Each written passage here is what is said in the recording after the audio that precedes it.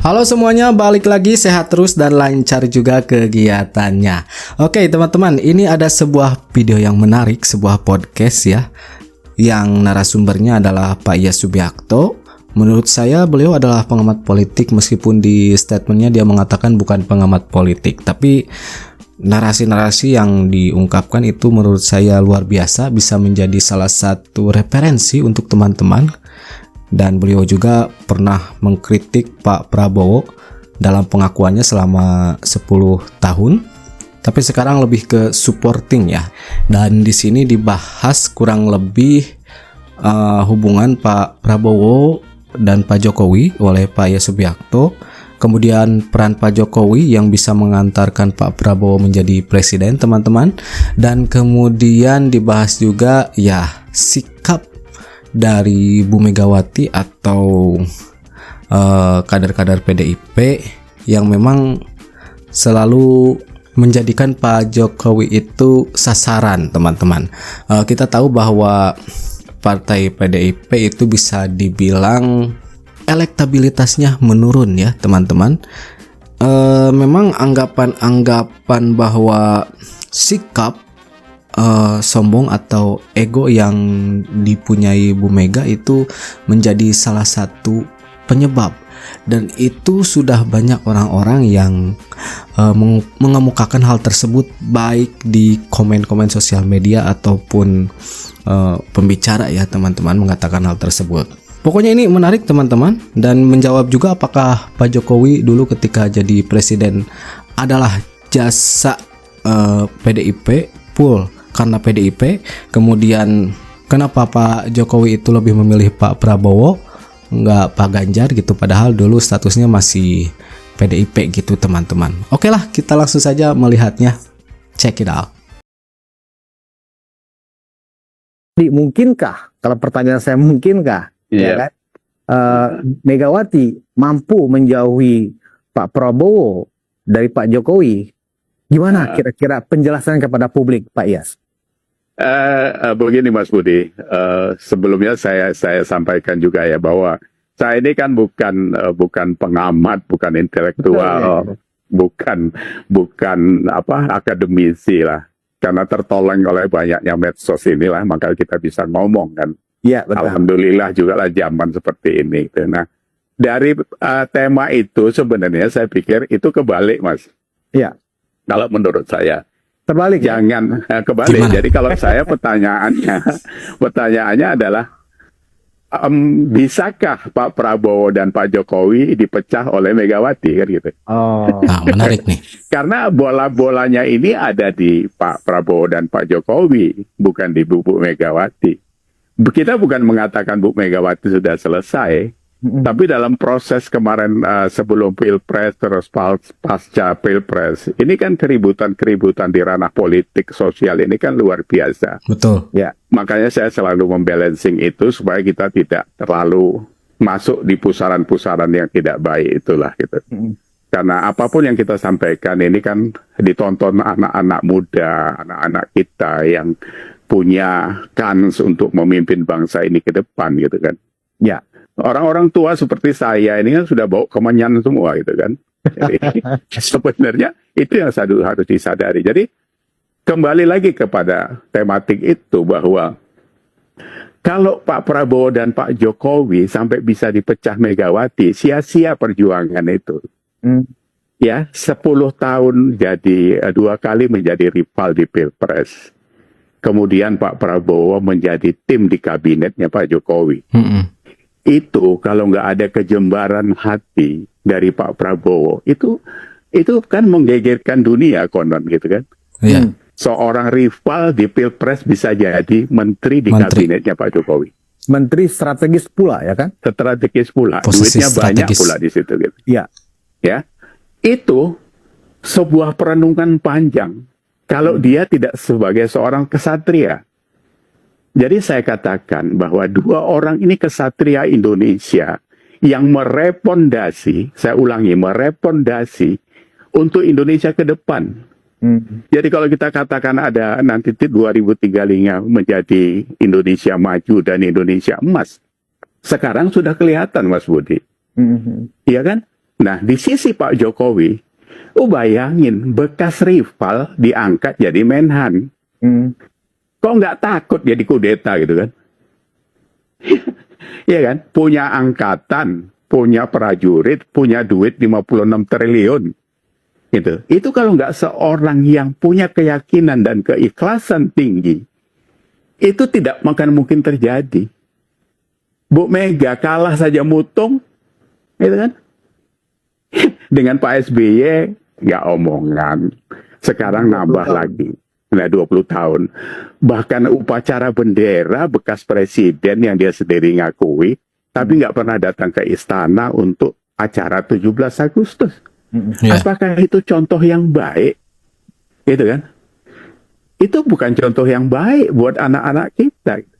Saya selalu mengatakan itu, ya itu fakta gitu. Nggak usah mengada-ngada. Pak Iyas, jalannya tersedia nggak Pak Iyas untuk Bu Mega ini bisa memisahkan atau memecah antara dua kesatria yang istilahnya Pak Iyas tadi? Saya pikir sulit menurut saya. Sulit. Tapi tidak tahu karena ini politik dan apapun bisa terjadi besok lusa ya.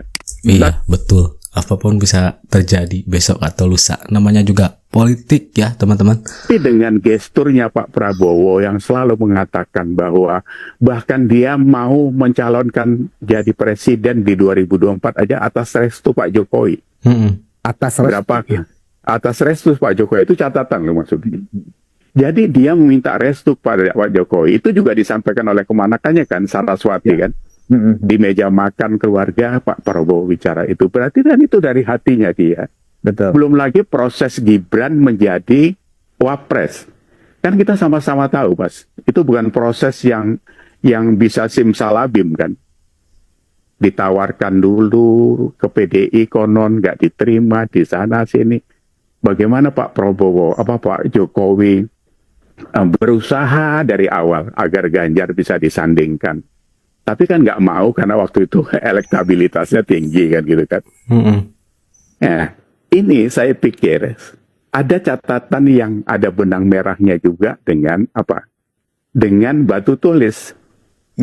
Jadi kalau saya bilang sempit jalannya untuk bisa Bu Megawati memisahkan antara Pak Jokowi dengan Pak Prabowo.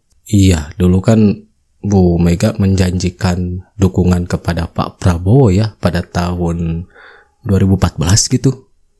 Tapi perjanjian tersebut ya seperti itu teman-teman. Karena sebenarnya Pak Prabowo menyimpan catatan itu. Dia dalam tanda kutip adalah orang yang pernah dikhianati. Ya kan? Dia kan dijanjikan akan didukung di 2014. Nggak tahu Pak betul. Jokowi nongol 2019 Pak Jokowi terus. 2024 harusnya. Kenapa tidak bisa mengambil Prabowo dan Ganjar belajar dulu menjadi wakilnya gitu. Ini kalau nggak ada usaha seorang Jokowi, hutang itu akan menjadi catatan luar biasa. Hutang janji itu. Jadi sebenarnya Pak Jokowi itu kan membayar hutangnya Megawati. Betul juga ya teman-teman. Pak Jokowi yang membayar hutang Bu Megawati kepada Pak Prabowo. Berarti perannya sangat besar Pak Jokowi.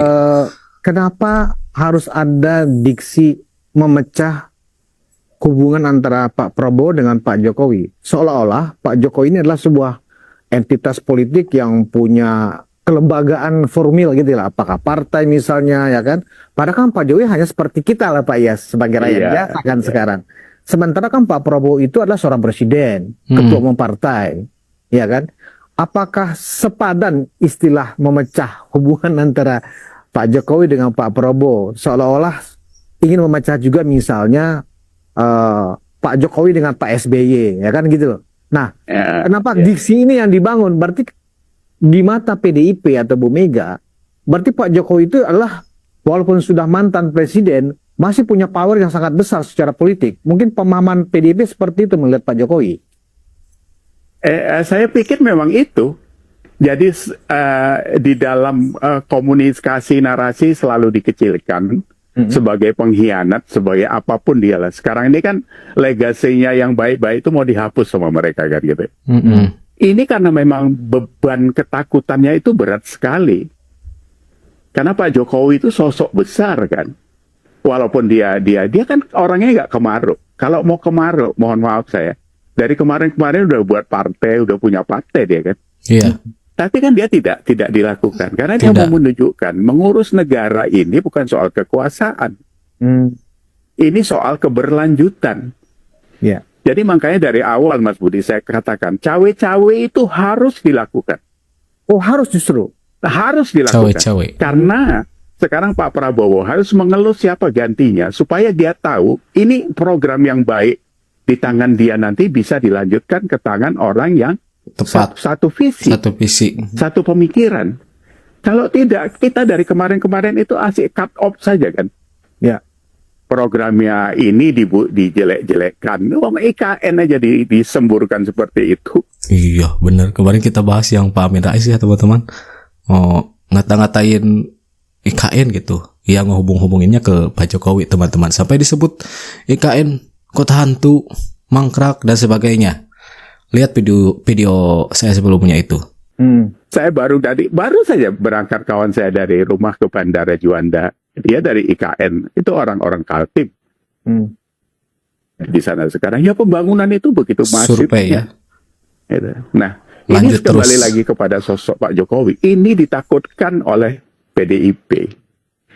Karena kita sudah bisa melihat bagaimana rasanya menang mendapat angka 16% itu. 16%. Ya kan? Jadi ditutupin dengan kalimat kecurangan, nuntut MK, PT UN. Itu kan sebenarnya. Jadi sebenarnya itu ekspresi ketakutan ya Pak Iyas? Ketakutan, apalagi di bawah sekarang ada Gibran, Bos. Ya Iya. kan? Ini anak muda yang saya katakan sebagai trigger agar anak-anak muda yang lain punya kesempatan. Apalagi sekarang sudah batas limit 20% partai yang bisa menyalonkan presiden kan sudah dibubarin sama MK kan. Ya siapa saja punya kesempatan sekarang. Jadi Mas Budi jangan heran 2029 ada 10 calon presiden kali nanti kan. Iya. Karena tidak ada lagi presidensial threshold ya kan? Iya, salah satu menteri mungkin nanti jenengan gitu kan. Bisa jadi. Iya. Nah, who knows? Kalau kemudian tesis awal tadi yang kita bicarakan, mungkinkah atau dapatkah Mega memecah hubungan antara Pak Jokowi dengan Pak Prabowo ini? Berarti Pak Iyas mengatakan itu impossible. Impossible buat saya. Impossible. Tapi kan ini bisa ini kan pendapat saya Mas Budi ya. Dari kata pandangan saya yang sangat dangkal lah gitu. Saya nggak tahu percaturan politik seperti apa. Ini tadi saya sepintas lihat Bu Irma dengan Faisal Asegaf bicara soal pemotongan budget dan sebagainya. Ini orang-orang ini kadang-kadang nanti dibilang nggak sekolah marah dia gitu kan. Urusan negara ini kan bukan soal itu. Makanya kemarin ribut pagar bambu segala macam. Wong SHM ya udah tahun 82 diributin sekarang gitu kan. Kalau salah dibetuli nggak usah lagi terulang kan itu kan. Karena urusan negara ini bukan soal Prabowo harus dipecah sama dari Jokowi. Jokowi ditakuti nanti Gibran jadi presiden. Bukan itu masalahnya. Indonesia ini kan negara besar kita ini. Cuma ketinggalan karena salah urus saja sebenarnya kan begitu. Tadi kan jawabannya impossible, tapi yang namanya politik apapun bisa terjadi, begitu ya Pak. Nah, kira-kira kalau kita bicara yang kalau itu memang bisa terjadi, tentu ada risiko politik yang akan diterima oleh Pak Prabowo. Menurut Pak Iyas, kalau misalnya argumen atau materi-materi negosiasi yang diajukan oleh Bu Mega memang diterima oleh Pak Prabowo, argumen-argumennya masuk akal buat Pak Prabowo sehingga kemudian menjaga jarak dengan Pak Jokowi. Risiko politik apa yang akan diterima Pak Prabowo kalau itu terjadi di dalam pemerintahan, Pak Iyas? Iya, yang sudah kecilkah, pasti sedangkah, atau sangat kritikal justru yang terjadi nanti? Gimana? Saya pikir bisa kritikal karena dukungan masyarakat banyak 58,58% dari itu sebagian besar adalah pendukung Jokowi kan. Karena ada Gibran dan Jokowi lah itu tidak bisa dikesampingkan Mas Budi. Ya, perannya ya. Jadi kalau sampai ini karena saya jujur ya, saya bukan orang yang suka membenci sama orang, nggak ada mas saya. Saya tidak benci sama Megawati, saya tidak benci sama PDI, nggak ada urusan sama saya itu. Cuma saya meluruskan kalau ada akhlak etika yang tidak baik itu harus kita benerin. Ya. Tapi tidak sedikit orang yang tidak suka kepada Bu Megawati dan PDIP itu. Mas Budi tahu apa yang terjadi di lingkungan perumahan saya ini? Itu di belakang sini ini semuanya orang PDI. Oh, Kemarin itu menangnya Prabowo 70%, bos. 70%. padahal PDIP mereka. PDIP itu. Supir saya itu ada di rumah ini ada 2. Saya tanya nanti milihnya, ya milihnya ya milih Prabowo Pak. Karena apa? Karena kesannya itu sudah tidak baik di masyarakat itu. Oh, Jadi kesannya. arogansi yang ditunjukkan Sudah tidak orang-orang PDIP itu dibaca orang semuanya. Iya, iya. Nah, jadi tadi pertanyaan yang kritikal tentang Pak Prabowo ya bisa akan jelek kepada Pak Prabowo menurut saya. Karena apa? Dari segi perjalanan perpolitikannya dijanjikan dikhianati oleh Bu Megawati. Dibantu Pak Jokowi, bantu kan untuk dia disokong menjadi presiden. Walaupun ya yang jadikan ya Gusti Allah juga lah gitu ya. Betul. Tapi kan ini sebuah usaha, effort yang sudah dituangkan Pak Jokowi. Ya. Pemikiran, langkah, omongan kepada Pak Prabowo ini. Kalau urusan dengan Gibran, saya pikir Pak Jokowi itu bukan orang Kemaruk itu. Dia anak yang mau jadi presiden sama enggak itu urusan lain sama dia. Yang dia urusin ini negara ini, Mas. Kan dia satu-satunya presiden yang 10 kali ke Papua kan. Betul. Ya. Ya. Nah itu kan dari situ sudah kelihatan. Jadi resikonya kalau sampai Pak Prabowo salah hitung, ini ya tidak baik menurut saya. Tapi ya itu tadi kalkulasi politiknya kan saya tidak memahami begitu dalam. Gitu. Apakah Itu menurut misalnya bentuk kritikal itu kan sejumlah atas lebih dari separuh menteri-menteri yang ada di kabinet merah putih itu kan masih menteri-menterinya Pak Jokowi ya kan? Apakah mungkin salah satu konsekuensinya nanti bisa saja kabinet ini kemudian menjadi goyang gitu ya, loyalitasnya mungkin menarik diri dari koalisi dan seterusnya. Apa sejauh itu Pak Iyas melihat dampak negatifnya ketika Bu Mega lebih memilih ke Pak Prabowo lebih memilih ke Bu Mega maksudnya? Saya pikir tidak sampai ke sana karena bapak-bapak orang-orang yang pintar-pintar di partai, di koalisi itu kan orang-orang yang cerdas ya. Jadi saya pikir pengorbanan untuk sampai ke sana itu kan menghancurkan Indonesia sendiri. Itu saya pikir nggak sampai ke sana lah. Tapi kalau soal menteri kan memang ya dibilang itu sekarang ada orangnya Pak Prabowo, Pak Jokowi lah, ini orangnya Mulyono lah dan sebagainya. Saya melihatnya seperti Bu Sri Mulyani, siapa lagi, Pak Basuki ditaruh di GAN. Itu orang-orang yang capable untuk memegang bidangnya kan. Jadi itu yang dipertahankan Pak Prabowo untuk berkelanjutan ke depan supaya tidak apa ya. Kalau ada cut off kan nanti mulai dari nol lagi. Kalau tiba-tiba sekarang ada yang error ya itu sudah manusiawi lah Mas Budi kan. Yang baru-baru aja kan juga kayak gitu. Mungkin tidak siap mental, masih muda-muda, dijadiin menteri loncat sana loncat sini. Ya udahlah nanti Pak Prabowo yang review itu gitu. Nanti akan ada waktu resapel dan sebagainya. Tapi kalau sampai Bu Mega umpamanya sepakat gabung menjadi koalisi kayak atau apalah namanya, itu selama dia punya niat baik dan membuat koalisi ini makin bisa bekerja dengan bagus tanpa gangguan ya, saya pikir pasar juga akan menerima kok. Gitu. Koalisi rekonsiliasi ini kan harusnya dilakukan kan, menurut saya, tapi jangan menang-menangan gitu, kan nggak bagus. Ya. Berkoalisi menang-menangan, rekonsiliasi menang-menangan, namanya aja reconcile kan. Ya. Perhatikan baik-baik, kita bicara soal partai politik besar, PDIP yang pernah jadi tulang punggung politik di negeri ini. Ya. Tapi sekarang apa yang terjadi? Keputusan-keputusan besar justru mengguncang fondasi partai itu sendiri. Dan siapa yang bertanggung jawab? Megawati Soekarno Putri. Kesalahan pertama, menyerang Jokowi. Coba bayangkan, seorang Jokowi, presiden 2 periode, kader terbaik PDIP, malah dijadikan sasaran tembak narasi negatif. Memang bukan Megawati langsung yang bicara, tapi para elit partai. Dan mereka bukan bicara sembarang. Semua orang tahu, suara mereka adalah gema isi hati Megawati. Lucunya, mereka lupa satu hal penting. Jokowi sudah berada di liga yang berbeda. Dia bukan sekadar kader, dia adalah simbol kepercayaan rakyat, jauh melampaui batas partai.